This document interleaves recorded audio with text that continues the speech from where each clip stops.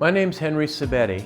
I'm the rector at Shrewsbury Parish Episcopal Church in Kennedyville, Maryland, which is about 10 miles north of Chestertown. I'm an ordained priest in the church, and I've been here since 2010. And during my time, what I have seen primarily is what I would call kind of a tale of two counties, a tale of the haves and the have-nots. We have a tremendous community, a wonderful place to come, and especially inviting of retirees. But what I've noticed in my work as a priest and as formerly as a social worker is that there are a number of people who are living in what we would call extreme poverty. It's rural poverty. It is an epidemic that we have come into contact with people who need housing, which is affordable. They need jobs, which they can get into and make a decent living. And we also have a number of people who are either transient homeless or chronically homeless living in our county.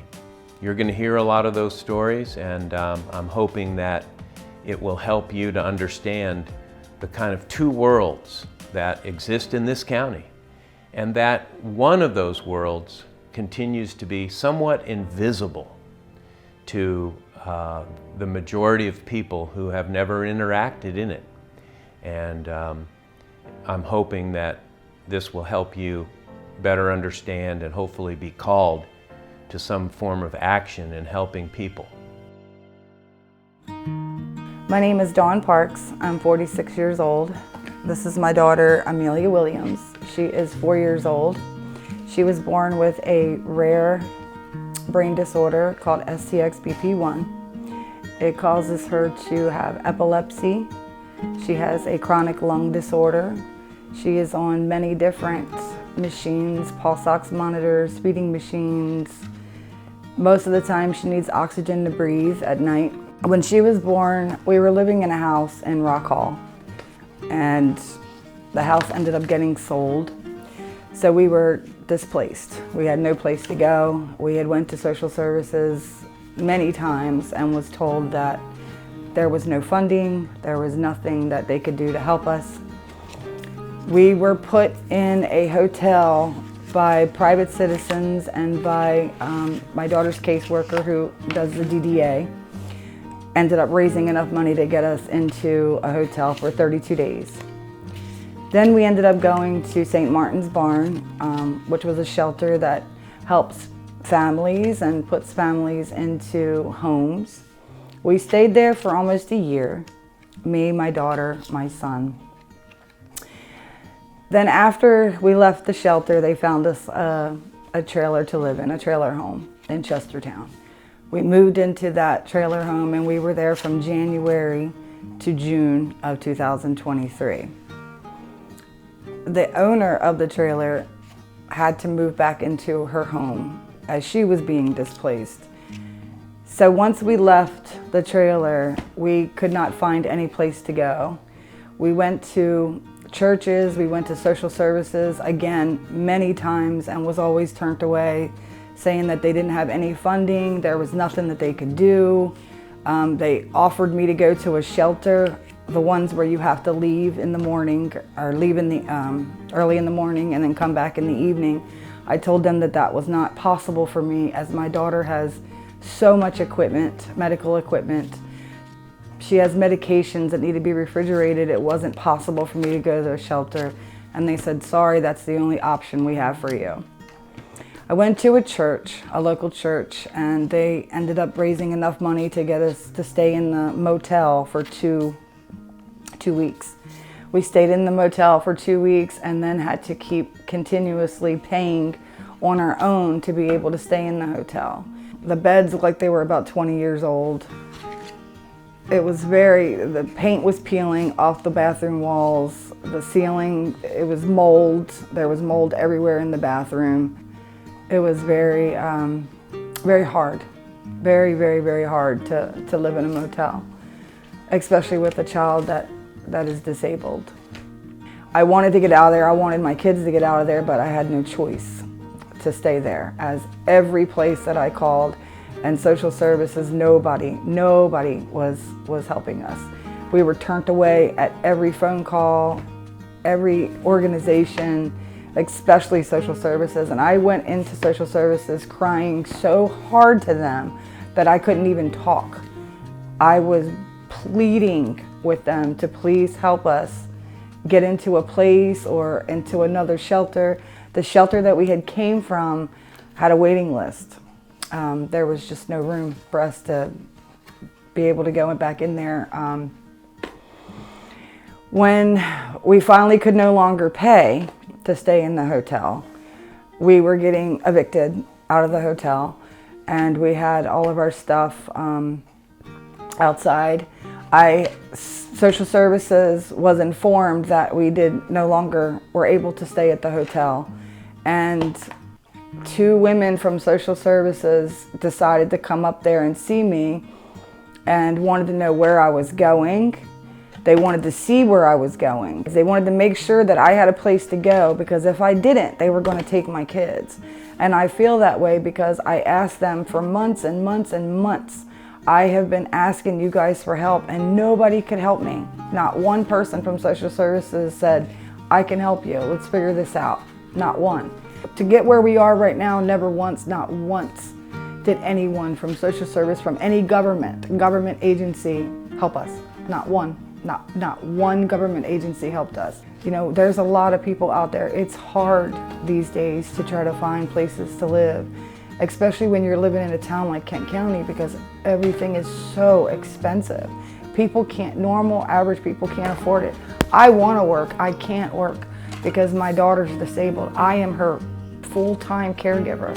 I'm not able to get out there and work. We rely on her dad to go out there and work, and we struggle. I mean, it's a struggle, and it shouldn't have to be, not in this town of Kent County. It never was like this years ago. It's gotten worse. It's gotten worse. You're not getting any help. There's no affordable housing. There's not enough affordable housing. The affordable housing that they do have is 2 years wait, a year to 2 wait. Something has to be done. Something really has to be done, because it's getting worse, and it's just going to keep getting worse, and I want to see it get better. I love Kent County. I do. I love Kent County. I love the people. I've lived here since 1989. It's a wonderful place to live. I'm glad my dad got us out of Baltimore, and I'm happy that my kids can be raised here. We just need to start working on doing something for the people of Kent County, and doing something for the people that are displaced, and the people that are struggling, and the people that are trying to find some form of affordable housing. Hi, my name's David, and I've had some transitionary housing problems. I had an eviction in my history because we just simply couldn't pay it anymore. The rent was going up, and they sold the apartment to a large conglomeration. So I lost that, and that eviction affected my credit rating. And without a good credit rating, it's very hard to get an apartment. In fact, here in Chestertown, when I was staying with my parents, and they had their place was getting sold. So I was looking for an apartment. We had found one here in Chestertown, and they even offered to pay or supplement the rent for me. I still couldn't get the apartment because of the bad credit check, even though they would sign for me. There was no option there, and it wasn't until a private citizen friend who helped me out found an apartment with somebody, and it was a good fit. You know, but it's not in Chestertown, and there's not a lot of jobs out where I live. So currently I'm living in Rock Hall.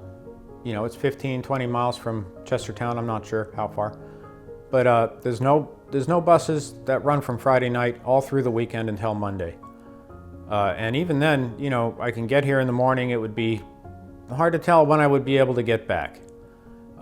Most of the jobs in Chestertown would be on weekends. And then the farmer's market's on a weekend. So I've really lost a vital source of food there. So I'm now, you know, having to try to find a way to get food even though I have food stamps, the food I can get with them is not really very good. And I'm just trying to stay healthy. Can't afford to not, can't afford to not work those few hours I have at the part-time job. And I'm looking for more work, but there just isn't a lot. It's a very small town, and I just get what I can. Hopefully, we'll be able to hang on for a while, and maybe things will get better. It's not good, and it's very hard to try to get to some other level when you're stuck. And I know people are stuck in worse positions than I am. I'm sure there's a lot of people with a lot more problems and challenges to overcome in this economy. And mostly it's just to get a place to live.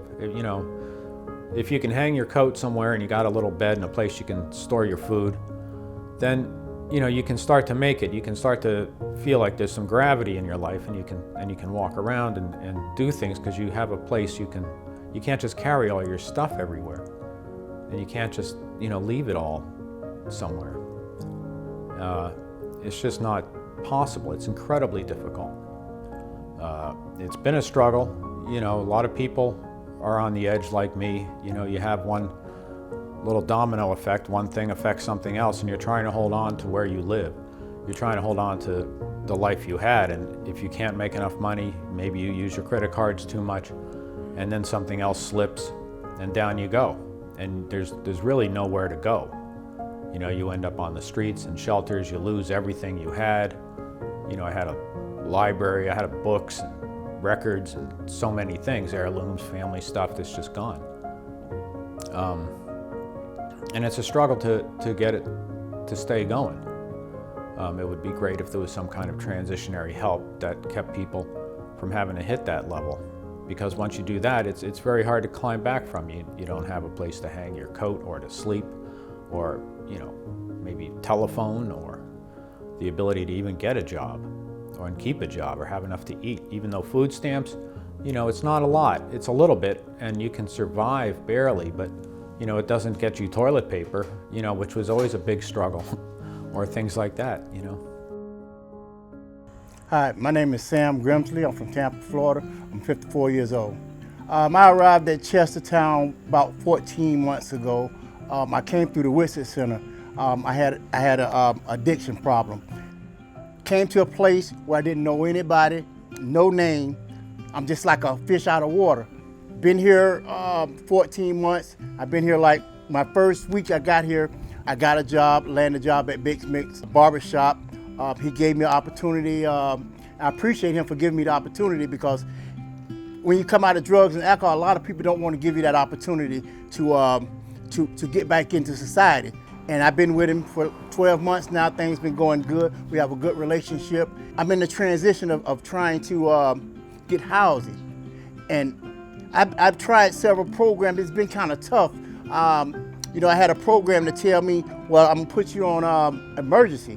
So I'm looking forward to that, and my hope was up so high, and within a couple of months, I go back to them, and they told me that they didn't put me on that, and it kind of like just threw the loop. So I had to start from zero, and that's one of the things that I really hope that'll get better in this part, because I want to move out of transitions and start living on my own, start to be an adult, and that's one of the areas that I see that could be improved for us helping people coming out of the transition state. That's the state I'm in now. I'm stable with a job, but now I'm trying to transition. And that's where I need help at, somebody to back me to go forward.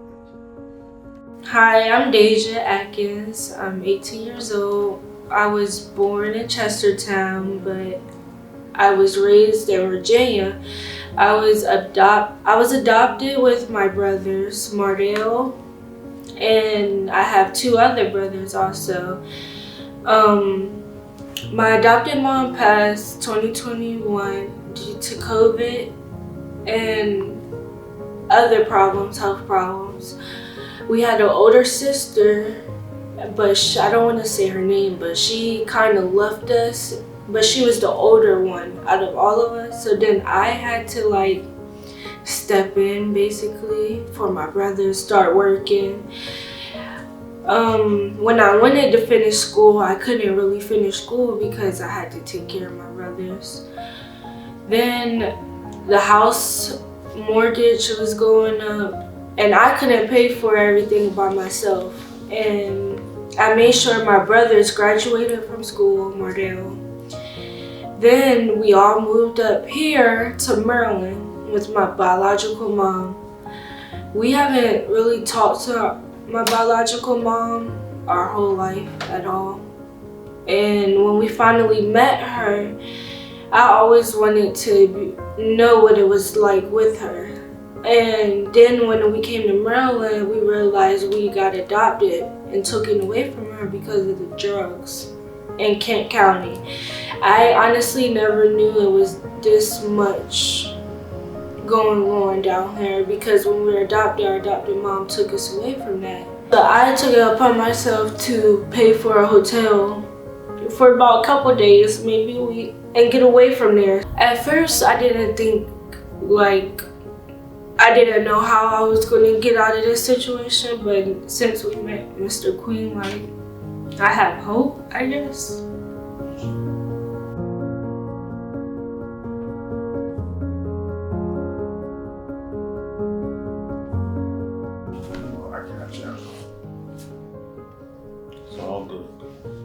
It's just really, I just really thank him for what he has been doing for us, and I'm really blessed that he's helping us, because I don't know where we would be at right now if he didn't help us.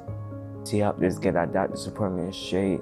He helped us get our Social Security and all that done. And he's currently still helping us get situated. And I really appreciate that.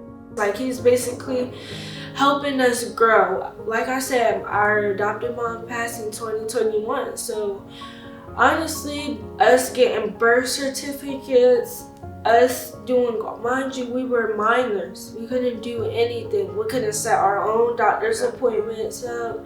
We couldn't do nothing until we finally got legal. But Bayside H.O.Y.A.S showed us the way and gave us steps to actually do it one thing at a time. And I just want to thank Bayside H.O.Y.A.S, because if it wasn't for y'all, I would probably still be lost, still be more depressed than what I've actually haven't been stressed out in these last couple of weeks. Because of them? Because of them. Since I met Bayside H.O.Y.A.S, I have said a lot of times, I can't do this, or this is not going to happen, or this is not going to work. And he had put nothing in my head, but I kept saying, stop saying I can't. Turn your I can't into I can. And it will work. And since I stopped saying I can't, everything has been working. Just pray. I'm John Queen of the Bayside H.O.Y.A.S. H.O.Y.A.S being an acronym for Helping Our Youth Achieve Success. The Bayside H.O.Y.A.S have been helping the Upper Eastern Shore of Maryland since 2013. But right now, we're looking for our community to help us with a new fight, and that fight is against poverty. Poverty has decimated our community for decades. There's poor transportation, poor education, there's no jobs and economic growth, and people are struggling. The H.O.Y.A.S see this as an opportunity for us to come and fill that void. We're going to help fill that void by working with community members in poverty and help them to self-sufficiency. But what's different about this program is the onus is on the participants. We work with them and meet them where they are for self-oriented goals and steps that they feel comfortable with taking. This program is not forcing anything on anyone. This program is working with you at your pace. So with this program, and it actually came into fruition over the summer of 2023. Henry Sabetti of Shrewsbury Church was actually at the Driftwood Motels doing some community work, and I was called out there to assist with the family. But in typical Queen fashion, when I come out to assist, I kind of pay attention to the overall picture and start giving solutions. And as me and Henry Sabetti kind of spoke over and over constantly about these situations, family after family going into poverty, family after family looking for affordable housing, jobs, and transportation, we started to think about putting a solution into action. And this self-mobility program that we started to put into action, we started taking participants that we were helping And when I mean help, I mean housing them at the Driftwood Hotel, finding them homes, doing a lot of things as private citizens in 2 local organizations that a lot of government entities have not had the ability to successfully do here. So me and Henry just hit the pavement immediately together and started working on kind of the do's and don'ts of helping people in poverty. And with this program, we think we found not only the main issues to address poverty, but we've also found a solution. This program is a bigger call to action, not only to our local community, but to the state. This is a call to Governor Wes Moore to come to Kent County, put his own eyes on the situation and see what poverty looks like in a rural area.